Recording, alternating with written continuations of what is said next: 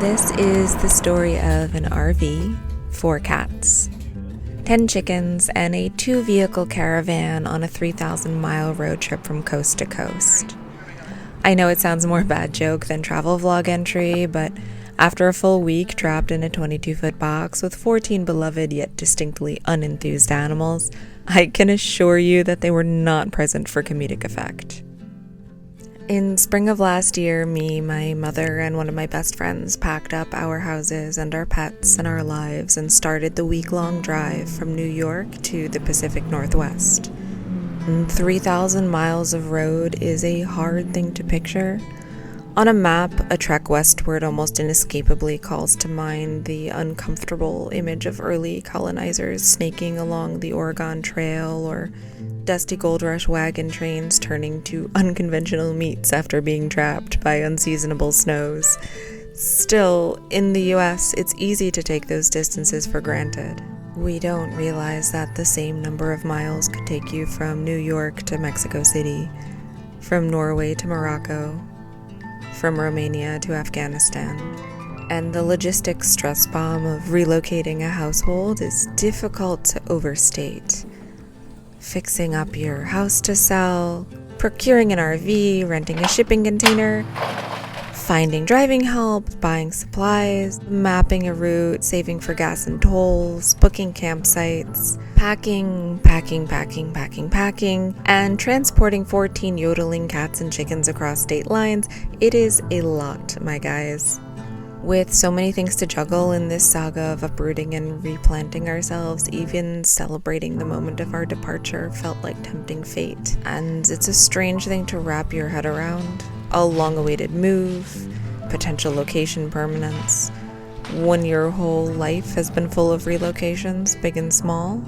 I was born in a tiny midwife clinic in Japan.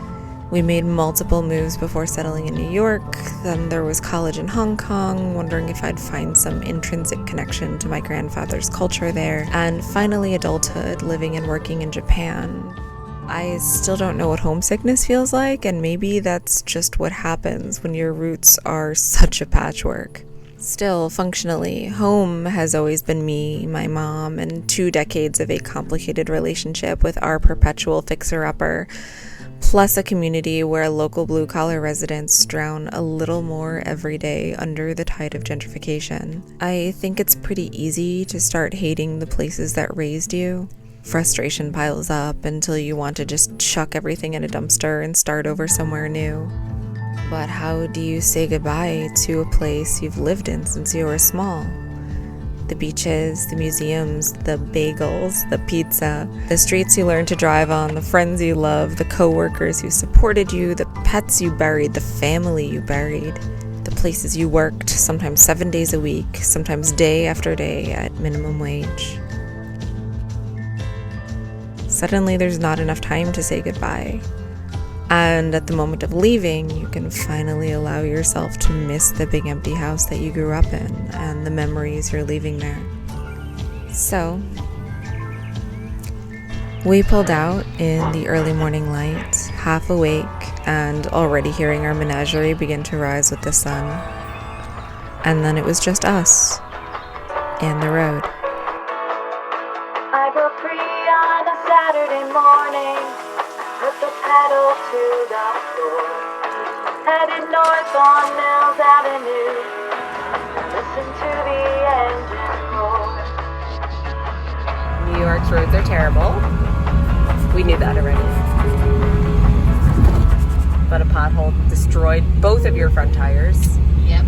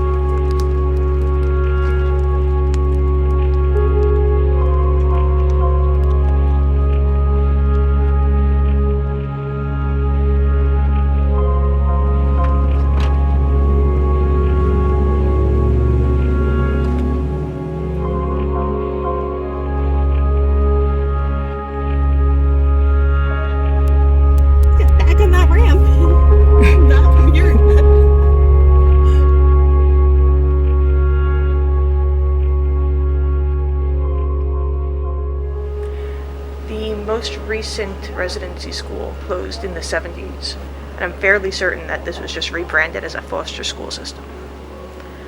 I wonder what happens if I Google this place.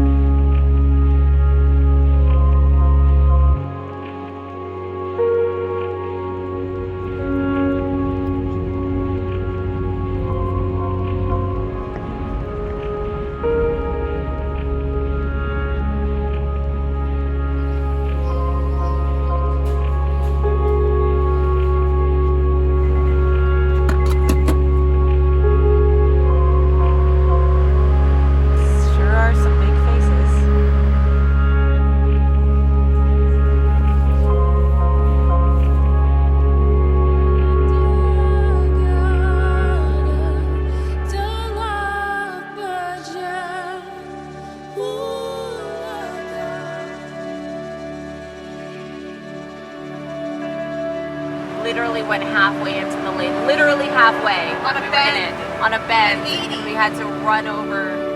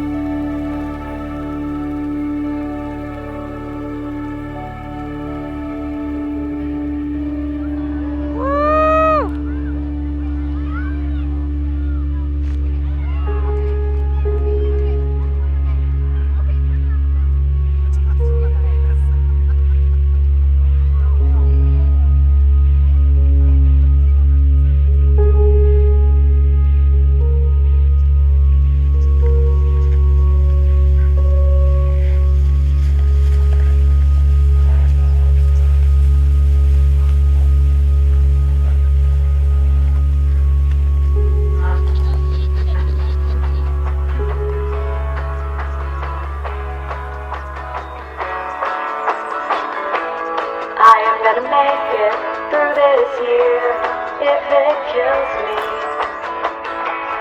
I am gonna make it through this year if it kills me.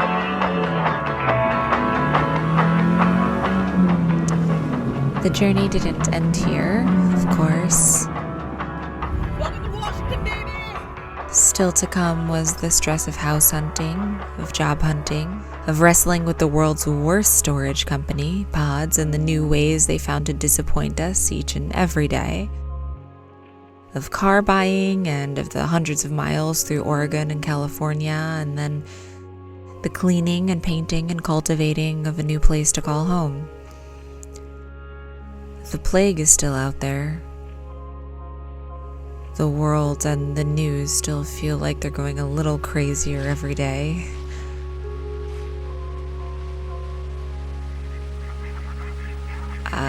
We adopted some ducks. There's been a lot going on. But hell if we didn't make it from the start of the road trip to the finish in one piece, so... Hey, West Coast. I guess let's see where we go from here.